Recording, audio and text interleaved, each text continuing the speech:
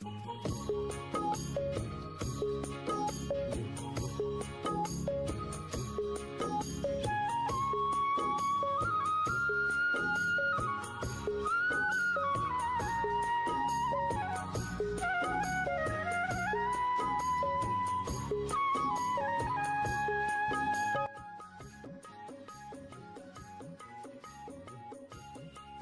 Viewers, আসসালামু আলাইকুম। আমরা এখন চলে এসেছি মানিকগঞ্জ জেলার দৌলতপুর থানার কলিয়া ইউনিয়নের গাজী সাহিল চকে। এখানে এক কৃষক ভাই, আমাদের এলাকার নাম মনি ভাই, সে 106 ডিসিমেল জায়গায় পেঁয়াজ চাষ করছে। অনেক বড় একটা ক্ষেত, এত বড় ক্ষেতে পেঁয়াজ চাষ করছে আমরা দেখার জন্যে আসছি। এখানে আমি এখন কথা কব মনি ভাইয়ের ছেলে কৃষক সাকিবের সাথে।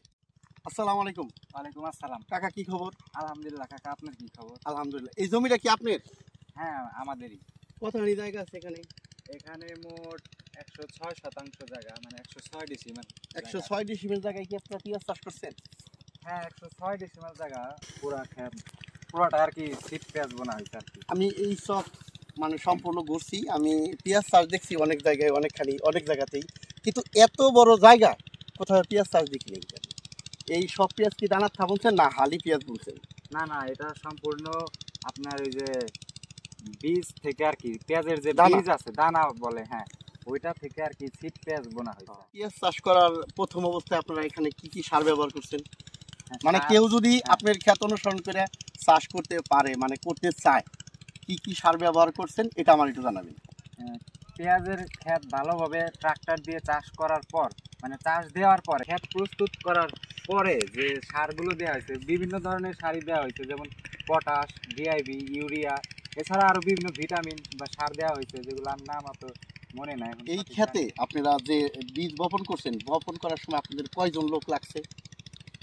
বপন করার সময় মনে করেন একজনের যে ট্রাক্টর চালাইছে আর কি, যে হাল দিয়ে চাষ করছে আর কি, উনি চাষ দিছে, আর এক পাশ দিয়ে আর একজন, আরো দুইজন বীজটা ছিটাইছে আর কি, বপন করছে। সে কয়বার ছিটাইছে, মানে একবারই সেচ দিছে না কয়েকবার? না না না, কয়েকবার, একবারে তো কোনোভাবে সম্ভব সম্ভব না। না, আপনার একবারে অল্প অল্প, ছিটাইলে জায়গায় জায়গায় হ্যাঁ, বেশি জায়গায় পড়বে, জায়গায় কম বেশি পড়বে। কম পড়বে, এর জন্য মানে 4টি ধাপ।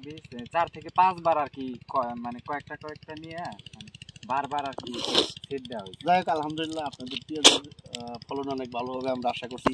এ পর্যন্ত আপনারা এই ক্ষেতে কতবার পানি দিচ্ছেন?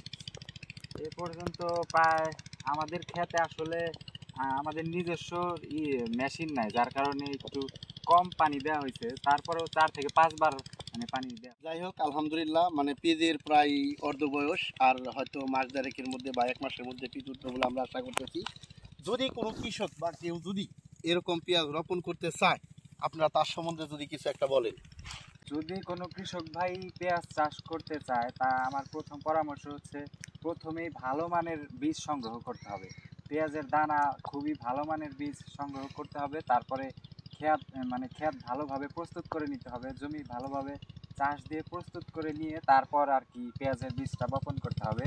এবং সার, ভিটামিন বা বিষ বলেন, এগুলো সব মানে সবই নিয়ম কানুনের মধ্যে রেখে তারপরে দিতে হবে, সঠিক মাত্রায় প্রয়োগ করতে হবে, তারপরে আশা করি ভালো ফলন পাবে। আলহামদুলিল্লাহ, ধন্যবাদ আপনাকে, আপনার সঠিক পরামর্শের জন্য অনেক অনেক ধন্যবাদ রইল আপনার প্রতি।